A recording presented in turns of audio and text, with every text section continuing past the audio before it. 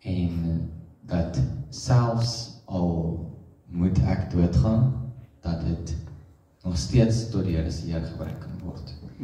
En ja, ek het net besluit dat dis nie meer my lewe nie, so wat ook al moet gebeur met akademie ook vorentoe en al daai dinge, is alles in die hande van die Here en ja, wat ook al die Here wil laat gebeur, sal gebeur en ja, ek het besluit ek gaan hom vertrou en julle kan dit ook doen. En ja, maak nie saak hoe moeilik die situasie mag lyk nie, ons almal gaan deur ons eie moeilikhede in die lewe en nie almal weet waardeur jy noodwendig gaan nie.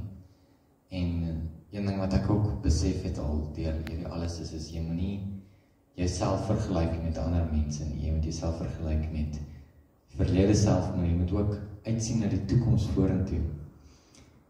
Nie leef in die toekoms nie, want ons leef in die nou, so jy moet die nou geniet, en dan sal jy altyd dankbaar wees, as Pastor Charles gebid het. Maar jy kan uitsien na 'n toekoms, saam met Jesus uiteindelik in die hemel ook. 'n Ewigheid saam met ons koning en ons Vader ook. Ja, op aarde gaan ons nie perfek kan leef nie en dinge gaan gebeur wat skeefloop. Maar ons weet op die einde van die dag, ons is Christus kinders. Ons is vrygekoop. Niks bind ons mee. Alle kettinge van slawe, van die kanker van sonde, is vernietig. Heeltemal vernietig.